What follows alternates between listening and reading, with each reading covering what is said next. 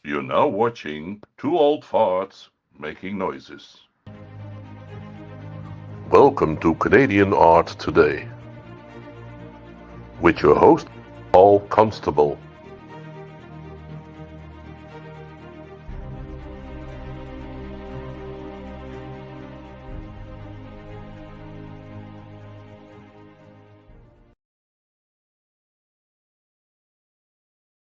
Here we go. That's kind of a nice little intro. Very, very Canadian. So Is that Canadian? Oh, okay. it's got the little maple leaves and stuff. Every time I watch it, I think I should go have pancakes. I don't know why. And syrup from Quebec.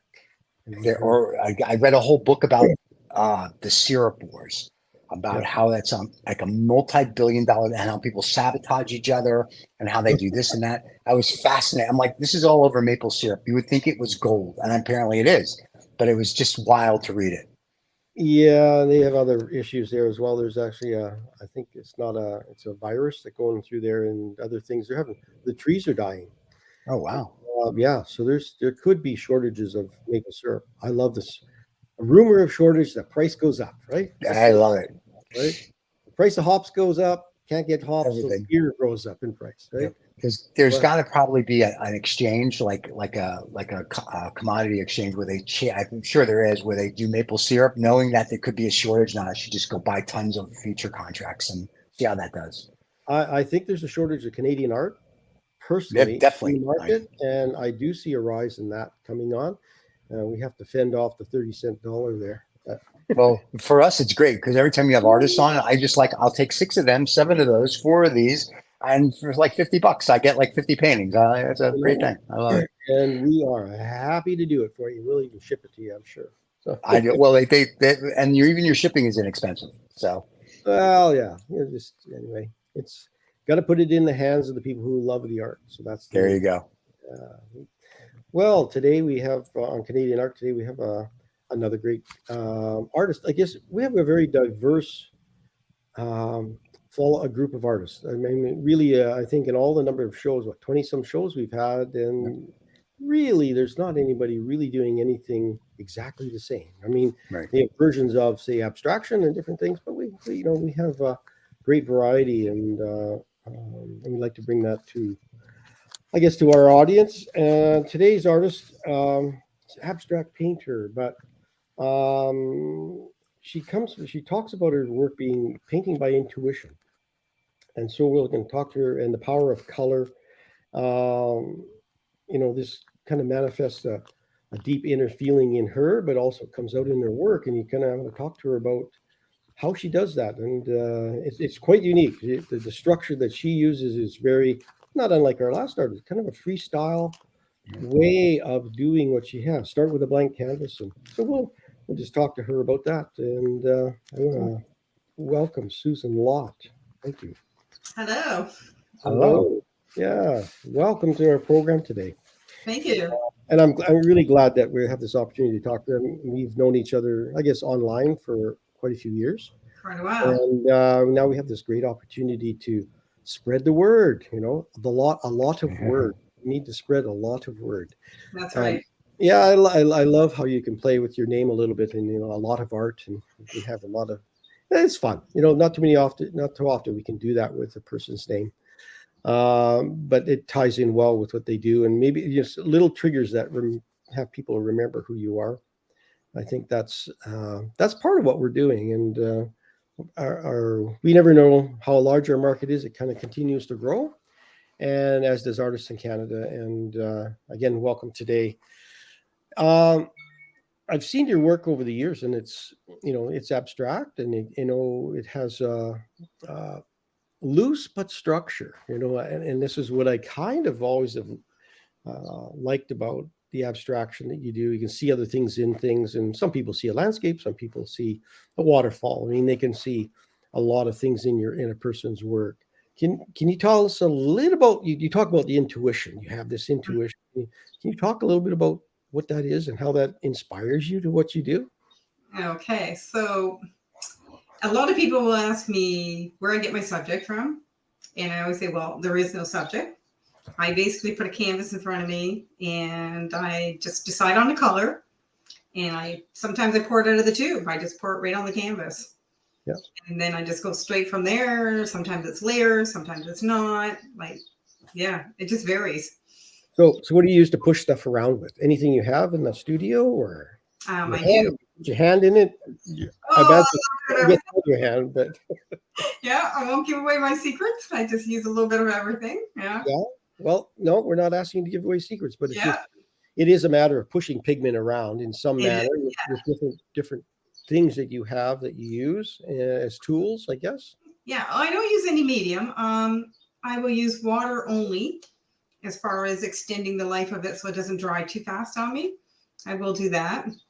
I have a mirror in my room here, and it's very long, not too wide. And I often will look in the mirror, and then that sort of determines where I'm at when I'm painting.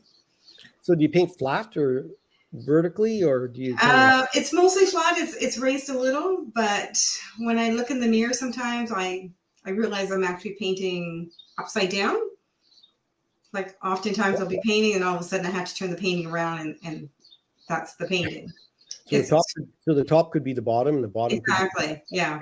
Things can flip around. So it's all a little bit like I do see some kind of landscape inspirations, I guess, and I don't a little bit of some of your work. So it's almost like they could be reflections in water or reversed of that. So yes, personally, that I think what we'll do is maybe we'll just start with an image here, so we get people understanding what we're talking about. There, wow, this just a splash of color here. Yeah, yeah.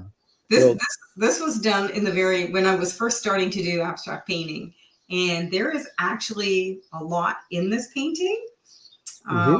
There's Abraham Lincoln. He's in there in the top right corner. There's actually sort of midway towards the bottom, you can see a table with a taller guy there and some other people around. Like everywhere in that painting, you see people. Yeah. Yeah, it's quite amazing. It tends to happen, I think, sometimes, probably more so with abstraction. Faces show up unconsciously, like they're just they're subliminally there, and I don't know. Do you think they're kind of locked in your head when you start? You don't really know they're there, and they just show up, or is it just a chance thing? Or it's just a chance thing. A lot of times, actually, in the very beginning, when I was working on my abstract, when I was doing the layers, I'd have a lot of angels in there, and I wouldn't see them per se, but then other people would look, oh, look at that angel. And I never knew it was there. Yeah. So, in that context, do you think, was there something maybe in your life somewhere that this angel maybe, say an issue, a family member, or they had health issues, or there's, what I mean? There's some of those things that bother you in your mind, not necessarily bother you, but they're on your mind a little bit. And then you're now starting something that transfers whatever's in your brain, especially with you, the way you paint. You paint kind of a freestyle. Yes, I do. Yeah. You're definitely pulling from your mind and saying, take this imagery and put it onto that canvas. So the subliminal aspects that may be in your mind, were you thinking of Abraham Lincoln? I don't know, but it's right. Yeah, I don't know. I really don't know, because I'm just like, I just start with my layers, and I use my mirror a lot. Yeah. Like I'm always looking at my mirror, and then I sort of determine from that, and then I just keep on going. Yeah. Yeah. So the mirror would reflect what you're painting presently, plus the white space left on your canvas, for instance. Yes. Yeah. Okay. Yeah. So you look in the mirror, see what you see, and then build on it from there. And then yeah. So that's for, and we've had an online conversation about reversing of images, and lately on one of our social media platforms, Artists in Canada Art, and some of our membership the commentary was huge, based on imagery being, you can turn things around, especially in abstraction. You can turn, and some things with realism, say in a landscape, you can flip. Sometimes they can be turned around and become a mirror image. So it's kind of nice to see different ways that people approach their work. And there is no strict rule. There's no rules about how you want to do it. Your titles, I guess we're looking at, I've always been intrigued by your titles. Some of your earlier works were classic music orientated, and a lot of times they're Italian auras of some kind, right? Yes, yes. Can you explain where some of that's coming from? Just the love of music, or? There's that, and I just look for something really different, something a little catchy. Mm-hmm. So, and I prefer the Italian language as well on some of these words because, like this painting here, it was a young Italian man that actually bought the painting, Oh, and nice. he just really, really liked the painting, and he liked the name, and there you go. So, because the names are hard to do, that's actually the hardest part is trying to figure out a name. Right. And, and I go through, you'll see the titles as we go through this. We have 10 images of your work, and they have the titles on them. And I was actually looking up in a thesaurus a little bit, dictionary, trying to figure, what's that mean? What's that word mean? Because I haven't heard of, and part of it is version of an Italian language. Right. So, roughly what it means, but what does it exactly mean? And we can discuss that as we kind of go around. So this has got a fairly warm color palette, and it's I guess I find it's quite a striking piece. It's not a soft Mm-hmm. a piece. It pops off the wall. I can see why the gentleman he probably just fell in love with it. It's full of energy. Mm-hmm. And the light. So can you talk a little bit about how do you approach the light? Is it overall? Does it come from one side or the other, or is it just again another intuitive thing where the light comes in? It's all intuitive, 100%. Yeah. I honestly do not. I plan nothing at all. I just start with the colors. Yeah. I just start with colors. So, and sometimes I think it does come. So you haven't got a photo of it, but there's a painting I have during the forest fires that I had done maybe 3-4 years ago. And it's very, very colorful. And it really does look like there's a fire in behind the forest. So, yeah. So subconsciously it's in there. Yeah. But they are very landscape based. And, I look, as soon as you start seeing like a horizon line, and that's not a bad thing at all, because what it does is it does widen your market area. People start seeing other things and you're helping them. Right. Yet you're not painting for the market, right? No. So most of the time you paint for yourself. I think initially that's how you'd have to maybe go about this. So are these on canvas or panel, or? All on canvas. They're all on canvas. Okay. Yes. Yeah. The gallery style. I always like the gallery style. Yeah. And acrylic or oil, or? All acrylic. All acrylic. Yeah, right. You mentioned you had water, so that they do have miscibles, oil acrylics as well. But I think, these ones, I guess part of this, the look of some of these are, they're almost Monet-like. And when you kind of look there, the streaky aspects of some of the foliage that might be in that imagery, and that's what makes them so lush, right? There's the focus can be soft, yet you've got a little bit of light in there that gives you some depth, and stuff goes in behind. Especially on this one here, that's just got this. It could be a whole bunch of different things, but I love it as it could be a very lush landscape. It could be very. I don't know if you know the piece by McDonald, Group of Seven, Tangled Garden. It's a very complicated piece when you look at the nature of it. And so this one, I've been painting a little bit of plein air things this summer, and it's complicated when you're right in the midst of it all, right? And I feel like you're in the midst of it all right here, right? I feel like you're right there. So it's a beautiful piece, and again, a warm color palette. Is that kind of a preferred thing, your warm color palette, or do you just kind of I just kind of go with it. I think once I decide on the color, and then so obviously yellow was my background color in this one, and then I just keep adding to it, and then sometimes I'll just add other colors on top, and I just kind of go with the flow. Yeah. So do you use a fluid acrylics, or do you just use regular? No, the thick. I use thick acrylic. Yeah. Heavy based acrylics, right? A lot of people think that it's oil painting because of the texture. I do like a lot of texture with it. Yeah. So it's a yeah. heavy base. Yeah. Yeah. No, it's got lots of color. Yeah. Yeah. So these are like in my early works, especially, there's a lot like this. And the most part that I like is what other people are seeing out of it. That's what I like. Yeah. So do you ever, when they get put into a gallery situation, do you like to kind of stand back and just listen to what people say? Absolutely. Incognito, Yes. I I absolutely love that. Yes. Yeah. And it's interesting and they all come up with something different. It is kind of nice when somebody actually stops in front of your work for more than 27 seconds. Yes. And because that means they're engaged in what they're doing. And I think an artist needs some of that feedback, even if it's just them. Oh, they stood in front of there for 5 minutes. Normally it's 27 seconds. That is as much feedback, even if you heard nothing, because they're engaged in what you're doing. They're wanting to understand what you're putting down. And it's really hard to tell people. You go, I don't know what I'm putting down. I'm just slapping the paint down. And well, maybe, and I think maybe you're really not. I think it's really locked in your subconscious, a lot of what you're doing.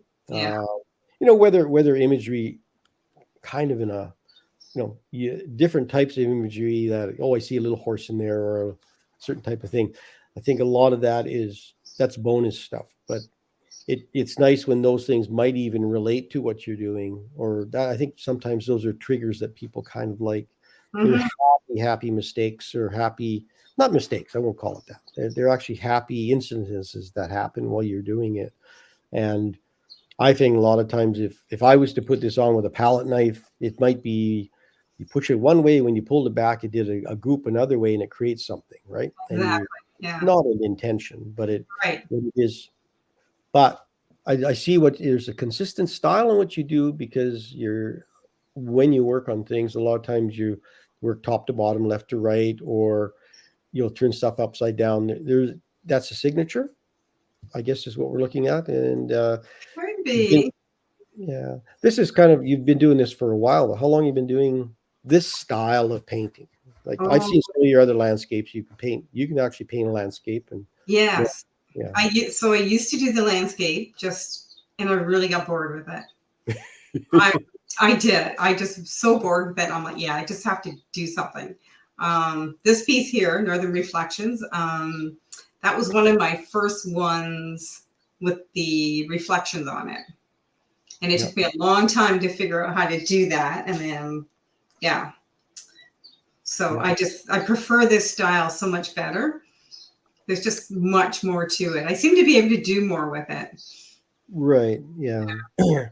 Yeah. If you were standing in front of, say, if this was the landscape, you feel somewhat, I guess, obliged to make it look like that landscape that you're standing in front of, rather than a starting point and creating your own vision of the feeling. I guess we're looking at the feelings here, are we not? Just talking about the sensation of exhilaration of, I found something unique and different that's me. And I think, I mean, with every artist, you're constantly searching for your look and your signature. And many artists may never ever find it. They're kind of followers. They replicate what they see. If they paint like an old Dutch master, that's what they paint. They haven't really found their own so-called voice, I guess. And it's nice when you probably have got to a point where you said, I'm bored with landscapes, but they're still ingrained in you, girl. I see them right here. But it's your own way. And it's, but I've kind of turned my head around and said, well, could this be upside down? And I guess, I guess it could be any way you like it. In an abstraction, you can rotate. And that's the nice thing about doing that. I'm not an abstract painter, but I'm just saying I can appreciate, not to say the flexibility of it, but the confidence, I guess, is the word I'm looking for. Your confidence that you could turn it around, or scrub it and start over again, or do something. It doesn't go away. You just like you said, you build on layers, and it's kind of, Yes. yeah. This one has a real nice. Yeah, the title it reflects in Northern Reflections, but I just want to go to the store and buy clothing for my wife. But it does bounce. There is a glow, a Hmm. really nice glow about it, and it just has a, yeah. It's I'll just go on here to, yeah. This one is Here I'm experimenting with colors again, like because I was doing the reflections, and mhm. so I just again I like to experiment with colors to see what I can get, and I really really like this piece. This one's nice. Yeah, yeah, and it's a minimal palette. Hmm. And a lot of people figure they need to squeeze every tube of paint out on their palette and do something with it, but there's real strength in holding back and just pulling a couple of colors out and Yeah. and making it work. And it does. There's definitely a horizon line, and you've got there's this a feeling, and I love that little sprig of light that might be bouncing in there. So it Mhm. is landscape. It's very landscape for me, but I think it's a beautiful piece. Uh, Now, is there something going on the very far right there? There's a different brush stroke or a mark making on the right, very far right. There's a Lincoln over there. Or is there something that I've missed? You got to tell it. You got to help us find some of these. Oh, there could be something hidden back there. Yeah. Yeah, all kinds of hidden things. Uh, yeah, I see bones down in the bottom right corner. There's a bunch of bones laying on the shore. Bones. Yeah, there's bones. There's white bones on the shore. In the bottom. Okay. There you go. You can add that. You can add that to the repertoire There of, you go. of this piece. Yeah, Okay. yeah. I just wanted the light to come through. Well, it does, but I guess when you're doing specific things like that, now there's some premeditation in what you do. So you can't say that True. it's freestyle, but you said no. You've chosen a space where you want some light to come through, and then it's reflected. So it in a mirror way in the foreground. In So certain paintings, yeah. yeah. So I guess you're allowing premeditation a little bit in your work, which is Hmm. you shouldn't be tied down not to. So Right. yeah, no, it's got a nice uh I guess it's a glow. I guess I call it that. When rosa, you call it rosa, which would be rose, I guess. Would it rose Yeah. colored? Yeah. Just Rosa? because of the color. Yeah, so it's really about the color. Yeah. Yeah. Well, Well, you used to have titles that were related to music. yes. So do you listen to music while you paint and at Sometimes I all? do. Yes. Yeah. Yeah, And sometimes I find it too distracting and I can't. I agree. Yeah, that can happen where Yeah. and do you find that can influence what you're painting? Like if you listen to an Italian opera or something. Yeah, it probably does. Yeah. Like I like to listen to sometimes country music, like Willie Nelson, Ian Tyson, when I'm doing it. Yeah. Yeah. Yeah. Okay. So it's yeah. So you kind of folk type of music that you like, or grassroots folk music in that No, way? not No. at all. Ian Tyson's kind of a Western Canadian. Yeah. Yeah. Yeah. Yeah. I don't know. If I vary, it really depends on my mood. Yeah. Well, that's what I'm saying. Like there's a mood. These are very mood paintings. Like you Hmm. very much. It's like a diary. Like if you put, I guess, if you took all your paintings for the year, what you did in January and what you all the way through to December, Right. and could you sense your mood you were in with those paintings from left to right? Would you be able to? Oh, most like you'll see towards the end of what you're showing here, paintings that I had done during tax season, because typically I cannot paint at all through tax season. And Okay. yet I did this past tax season, so I was surprised I even got to do that. So, because usually my brain's all muddled and I just can't use that other side of my brain. Yeah. Hmm. I'll say it before anybody else says. Was it very taxing, wasn't it? There you go. Bad pun, but no, it's and I guess seasonally, right? You know the feeling, the mood that you have relative to summer feeling where it's a little bit lighter, like you said, this your tax season, you're not having to deal with those things, and it's a little lighter feeling. But you move towards the winter where it's colder, and Right. but it does have different energies in the fall. Like there's a lot Mhm. more social things happening and gallery openings and other. So do you paint in any groups at all, or with other people, or No, no? never. You're you are a lone wolf. Okay. Yeah, I am. I just in my room here and I paint. Usually I have a sign on my door, do not disturb me. And Yeah. So do yeah. you, yeah. So what about shows or exhibitions? What are you doing with those kinds of things? There's not really a lot in this area. I did just do one in the Mother's Day weekend in Pelham. The next one will be Bronte Park in Oakville. And that's it for this year so far. I need to start working like for 2024. I have Yeah. to start doing some more research because I have to travel. There's nothing in our area. Very little. Right. So exhibition proposals, and there's nothing that you can submit to, or do you go that route at all? Yeah, no, I haven't concentrated on that because I work a job in the morning, then I have tax season, my volunteer work, and then my painting. So Yeah. yeah, I have to fit it in there. Yeah. Yeah. It's a tough thing learning, having to find time to choose the right um, public gallery spaces. I guess I see this more. Yes, you can have commercial galleries handling your work. Mhm. Do you have a commercial gallery handling some of your work? No, No. no, Okay. I haven't really searched that out yet. Okay. No, it's got potential, and in the southern part of the Ontario, there's lots of galleries that would lap some of this stuff up. It's Mhm. stuff that would be very good for you.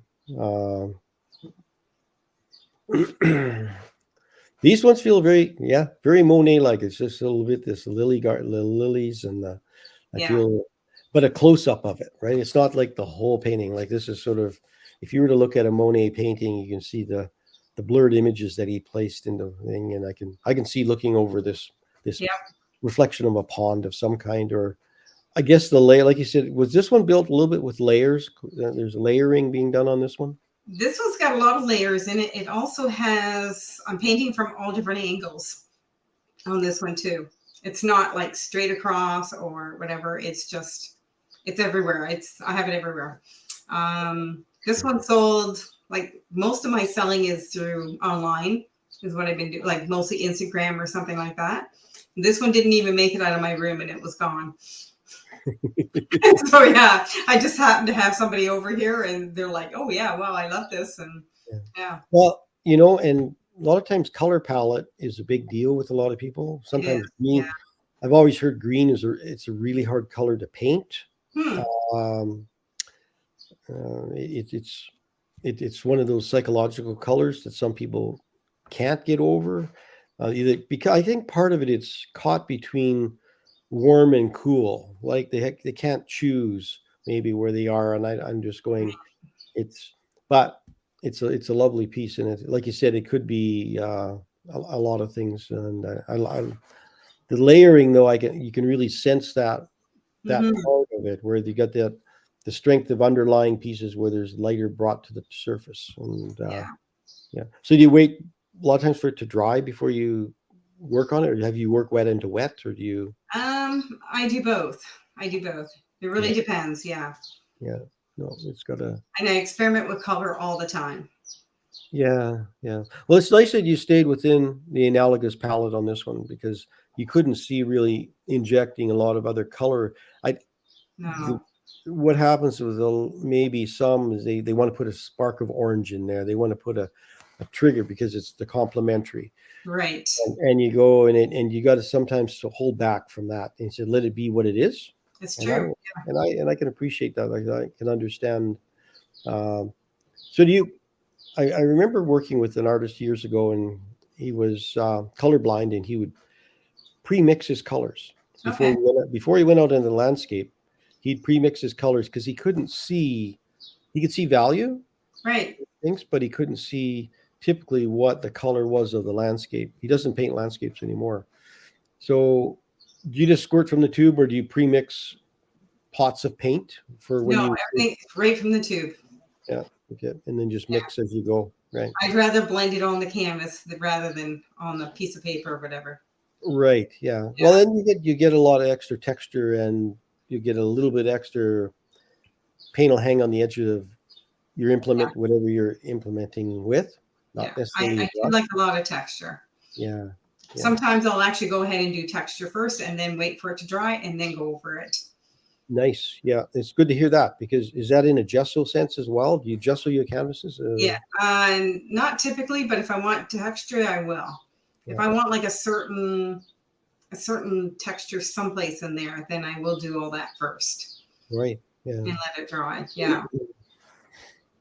This is I think this is one of the first ones as well that was your black and white one. Yeah. Gray scales. And I've kind of gone back to liking black and white again. I mean, we've had photographers on doing black and white work. There's been a resurgence in photography back to the original way, shooting old film and doing those things. This feeling in this one is so much walking out on the lake in the wintertime, ice fishing. Yeah. And the trees that are back in the foreground, and just that big stormy sky. So it is very literal to me. Beautiful piece, and it's got that nice bounce of light. Do you ice fish at all? I do not. You do not. Okay. Yeah. No, but well, you nailed it. Yeah. No, sometimes I like to just limit my palette and that's it, because how else? I don't know. It just helps with the value, when you're doing it. Yeah. It's sort of like having if you're doing wine testing and you need to have a little bit of a cracker or something between to cleanse your palate. I'll put it that way. Yeah. So you're right. Black and white will help you cleanse your palate and get back to the grayscales. Yeah. So you can understand depth, and if that's what you're looking for. Exactly. These pieces have depth more so than some of your other works, because a lot of times abstract works is almost very two-dimensional, even though it's built up. Your eye doesn't get to go back as far as they would say in a landscape, because you're playing with value and hue on it, where this work here definitely has depth and that strike between that dark black in the foreground and your sky. So you've trapped a bit of light between the two darks, and that drives your eye back in a way. And it would flatten if you remove that bottom right corner and made it lighter. It would flatten it up quite a bit. So it's very good that it's there, because it does create a depth thing. But it's a beautiful depiction of. It's a winter scene, and that's what I see. Anyway, other than that, it could be what, like you said, it could be whatever you want it to be. Yeah. Actually, it could be I don't know if it has to be like something, right? It doesn't have to look like a close-up of bark. Right. It doesn't have to be those things. And it's just so fun when it does look like, and it's fun. I think future gallery situation would be, I think your work is strong.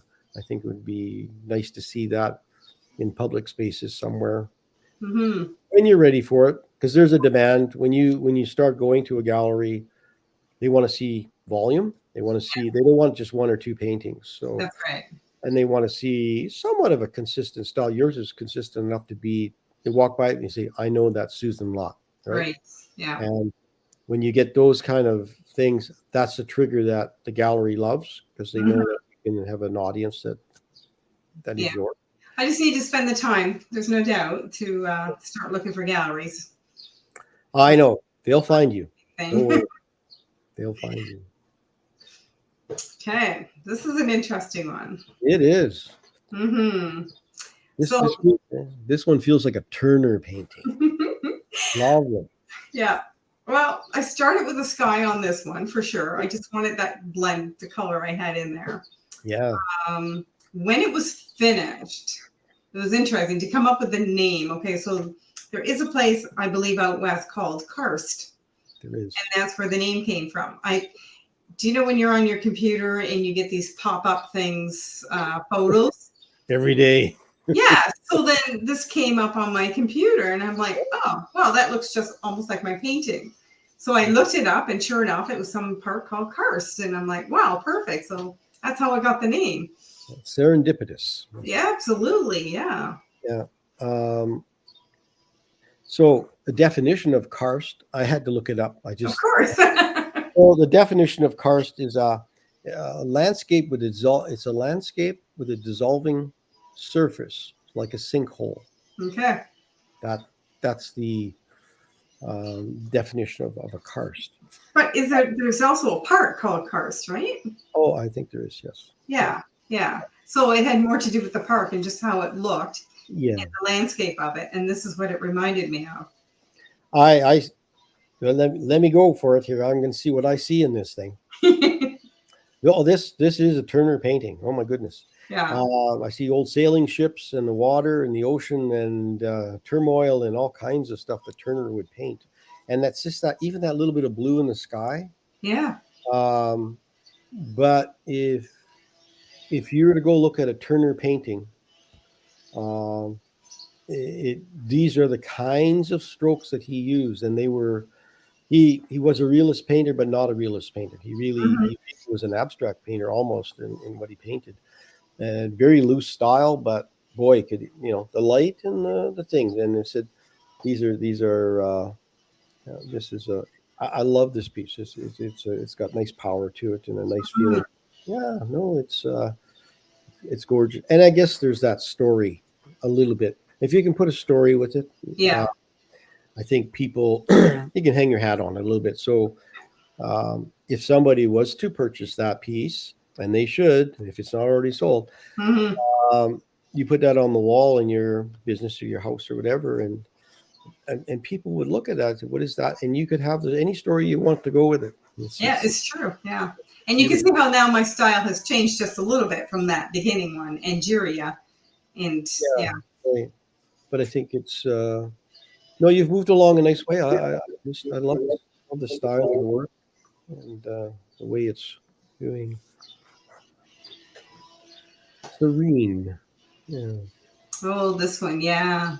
Again, I don't know. I just had a really good feel. Again, it was the colors, and then I didn't want too much in it. I wanted to keep it very small.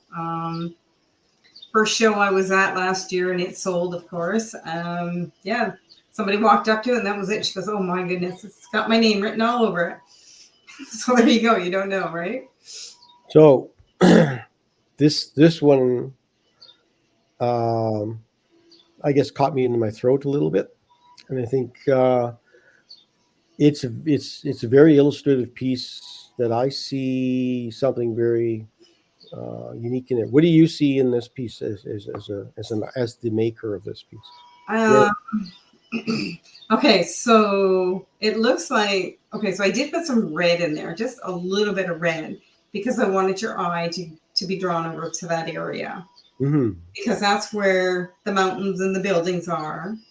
But then over on the other side where you don't see so much, but you can just sort of see like there's something back there, but you sort of have to let your imagination get away with you there. Right. And of course there's water. It looks like water in the front. Yeah, it's pretty close to what I see. I do see an Indigenous community that is under stress.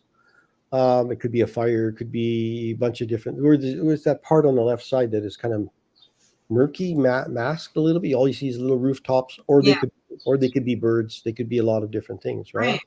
And there's that little community on the right that's being impacted by the other side. So I got that like right away, just kind of looking. Wow, they're just these little. Because those communities are small, they're spread out little buildings and things, and they're somewhat destitute. Like the foreground's minimalist, the sky is minimalist, and they have this little stripe of landform that they're sitting on, and that's what I got from when I looked at this piece. The yellow and the blue, they're somewhat Ukrainian edge. Okay. Yeah, there you go. Yeah. So, in a subtle way, so that would be a whole other thing. It just came to my mind now when I'm just looking at this thing. In the last few years, we're seeing more works where there's yellow on top, blue on the bottom, and you you can't even walk away from that. That's a flag. It's just bang. Right. And Yeah. so this can be a very powerful piece. Very lucky person that got this one, and she knew in her instinct that that's what she wanted, or he wanted, and Yeah. I think it's a really nice. It's got a really strong story. I won't say necessarily, it's a nice story if it's Ukraine. It's just a strong story. If it's that, if somebody And sees that in it, or yeah. yeah. And it's interesting because I mean it is a new piece. I did it Yeah. last year, so who knows, right? Again, this Yeah. thing that goes in your mind, you really don't know, especially when especially with you're painting from your memory and your mind, which is a lot of people are afraid to do that. Mm-hmm. It's too revealing sometimes. It's therapeutic though. It's Yeah. a lot of those things, and memory drawing and memory painting is a very powerful thing. Drawing with your opposite hand that you normally paint with or draw with, right? Those kind of things. True. Switch how your brain thinks a little bit about what you're doing.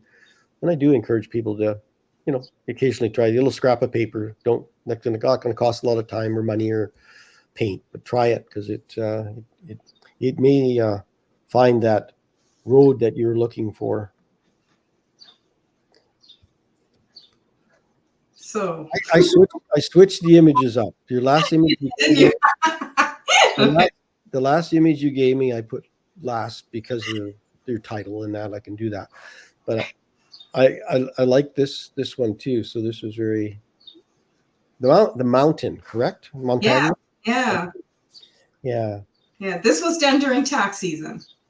This one here. with large striking strokes. Yes. And when you get to the other one, I'll show you the one that I actually painted first, and then I went to this one. And typically, like I said, I cannot paint during tax season. My brain just couldn't. But obviously, I did this time, which was pretty good. I was happy with myself that I could do that. I can't paint during tax season either. My gut goes around. Yeah. Yeah, no, I love this piece because it is so strong in the foreground. Yes, and I think it's a little that shot of color in there too, right? Yeah. Color. And it definitely has a foreground, and it's pushing way back, and the mountains are there, but they're not bang in your face. Like it's not a postcard where your picture postcard where you see the beautiful mountain. That's right. These ones have no, it's a really nice image. Again, it's got there's a really there could be a really strong story in what's happening. So these mountains, would they be in Western Canadian mountains or the Laurentian type mountains? Wherever you want them to be. There you go. How's that? Well, what it is in Western Canada, they're back mining coal again, and they're doing all kinds of stuff in the mountains. So it's not a good thing. So you can see how that might be part of the story.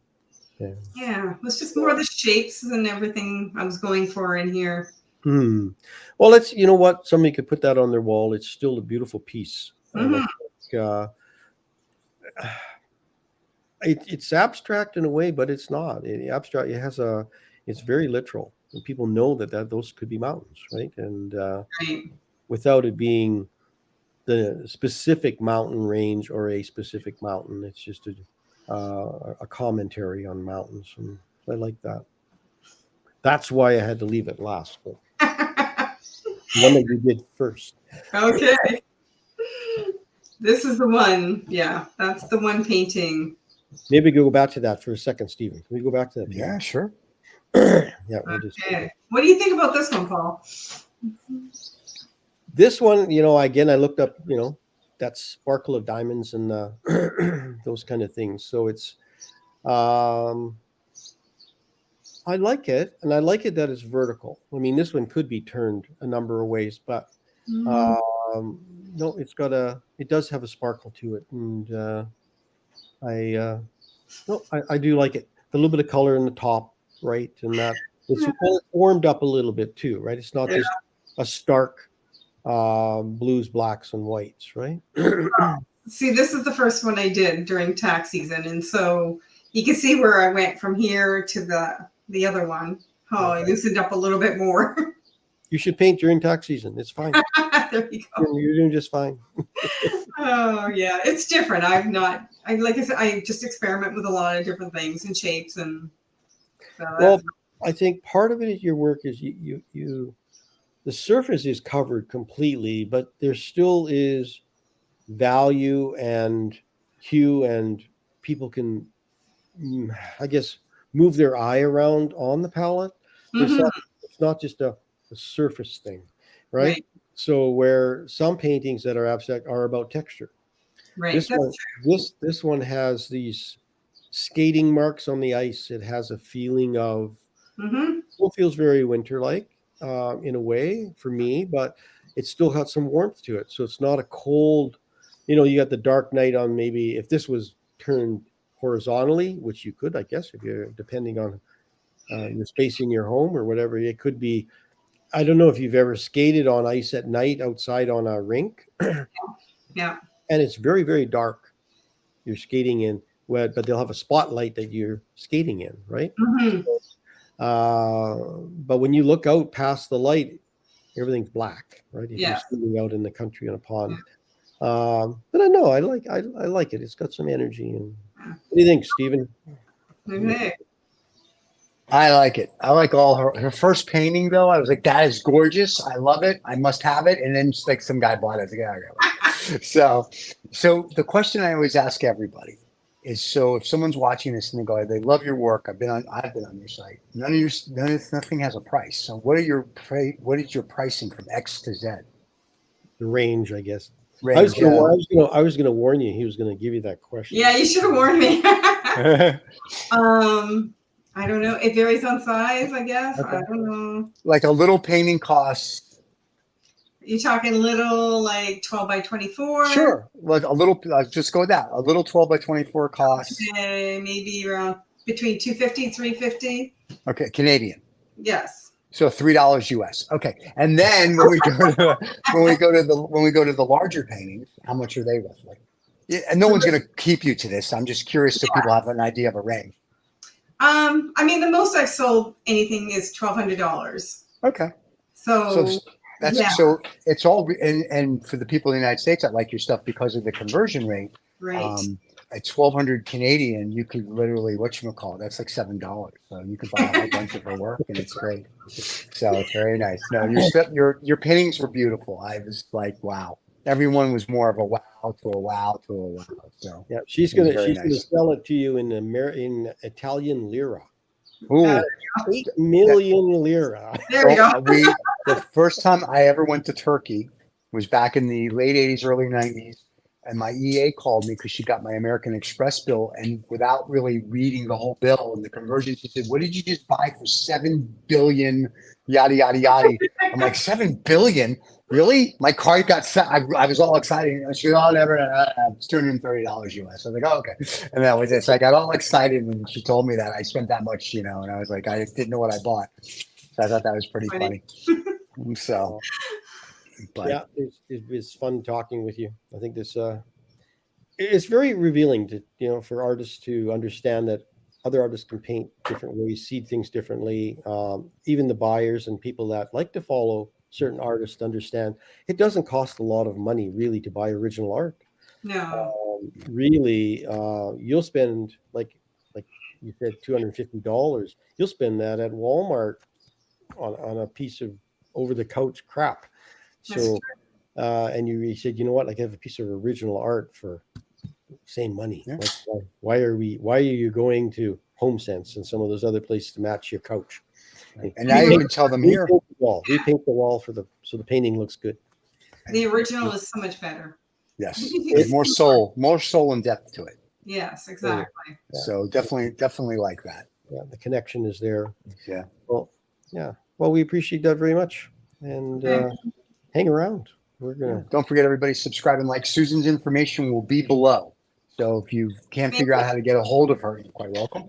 Reach out to us here at TOF or Two Old Farts, and we will get Susan in touch with you. And if you want to buy something, I'm sure she'd be more than happy to sell to you in Canadian dollars. Lots more on my website. Yep. There's a ton on your website. There's very true. Thank you, everybody. Don't forget to subscribe and like. We'll see you all next week. Cheers.